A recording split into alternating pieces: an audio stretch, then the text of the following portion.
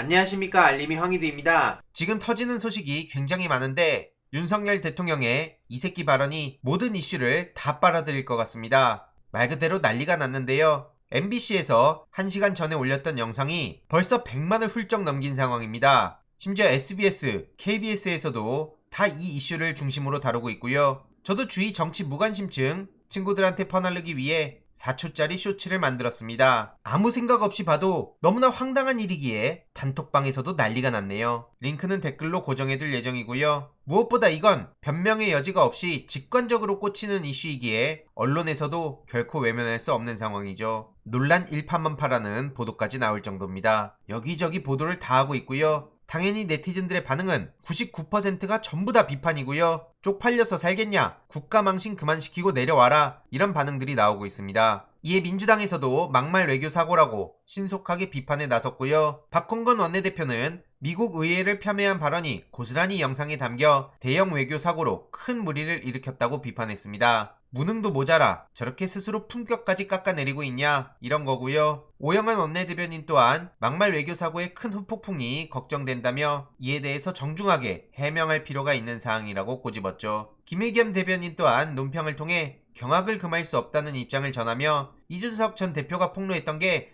사실이었겠구나 하는 생각이 든다는 입장도 전했네요. 그러면서 윤석열 대통령의 공식 사과를 요청하고 있는데요. 반면 여당에선 별다른 입장을 내놓지 않는 데다 주호영 원내대표는 오히려 본인이 화를 내는 것 같습니다. 여당이 왜 사안마다 입장을 내야 되냐? 이 정도 하자. 너무 많이 물어보면 의도를 갖고 묻는 걸로 오해할 수 있다. 이런 헛소리를 하고 있네요. 대놓고 윤석열 대통령이 발언하는 게 드러났는데 무슨 의도가 있고 오해가 있습니까? 오죽하면 유승민 씨조차 이런 글을 남겼네요. 정말 쪽팔린 건 국민들이라고 강하게 비판하고 있습니다. 나토 방문은 온갖 구설만 남기고 펠로시 의장은 패싱하고 조문하러 가서 조문도 못하고 유엔 연설 핵심은 다 빼먹고 한미 정상회담은 하지도 못하고 한일 정상회담은 그렇게 할 거 왜 했는지 모르겠고 마침내 카메라 앞에서 저런 욕설을 한다니 정신 차리라는 겁니다. 앞서 말씀드렸듯이 한동안은 모든 이슈가 다 윤석열 욕설로 뒤덮일 것 같은데요. 우리가 결코 잊어선 안 될 이슈들이 있습니다. 오늘 오전 윤근혁 오마이뉴스 기자가 이런 단독 보도를 냈는데 매우 심각한 내용입니다. 김건희 국민대 박사학위 논문 심사위원 5명 가운데 4명이 당시 박사학위가 없었다는 겁니다. 당연히 심사 자격에 대한 문제제기가 나올 수밖에 없는 거죠. 이 5명 관련한 사진 아마 다들 익숙하실 텐데요. 이 5명 가운데 오승환, 전승규, 송성재, 오명훈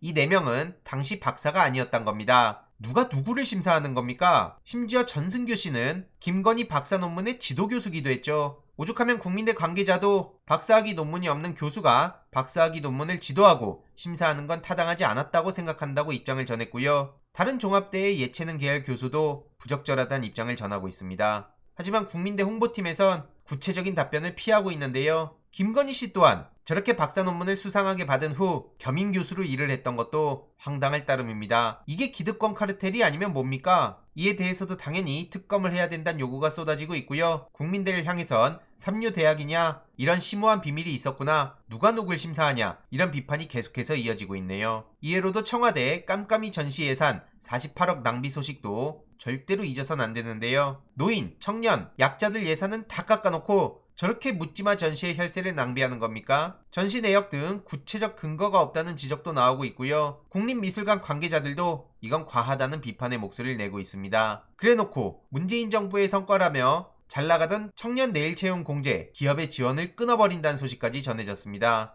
청년 내일 채용 공제는 청년들 사이에서 반응이 굉장히 뜨거웠는데요. 청년들의 자산 형성과 함께 중소기업의 청년 인재 육성에 기여를 했기 때문입니다. 청년, 기업, 정부가 공동으로 적립해서 청년들의 자산 형성을 지원하는 사업이고요. 1200만원 자산 형성을 목표로 2년간 청년, 기업이 300만원, 정부가 600만원을 적립하게 되는 겁니다. 이러니 청년들 사이에선 인기가 엄청나게 좋았고요. 일자리 사업평가에서도 우수 등급을 받을 정도로 내실도 탄탄했습니다. 그런데 오직 반문재인을 위해 이 사업마저도 쪼그라들게 만들어서 사실상 폐기 수순으로 가는 거란 얘기가 나오고 있고요. JTBC에서도 이와 관련한 보도를 했는데 주위에도 널리 알릴 필요가 있어 보입니다. 쉽게 말해 청년들 또 뒤통수 친 거고요. 이런 와중에 중앙일보에선 정진석 또 청첩장 안 돌렸다. 이런 걸 단독이랍시고 하고 있습니다. 이게 도대체 무슨 단독의 가치가 있는 거죠? 당연히 한심하다는 얘기가 나오고 있고요. 모든 기자들이 그런 건 아니지만 저런 거나 단독이라고 보도하며 기자 행세를 하는 사람들 보면 어처구니가 없을 뿐입니다. 물론 다시 말씀드리지만 당분간은 모든 이슈가 윤석열 욕설로 뒤덮일 것으로 보이는데요. 그래도 중요한 소식이 잊혀지지 않게끔 다른 이야기들도 간략하게 핵심만 전해드리도록 하겠습니다. 이번 내용도 유익했다면 구독, 좋아요, 알림 설정, 멤버십 가입 정말 큰 힘이 된다는 점 말씀드리고 싶습니다. 이번 내용도 주위에 널리 공유 부탁드립니다.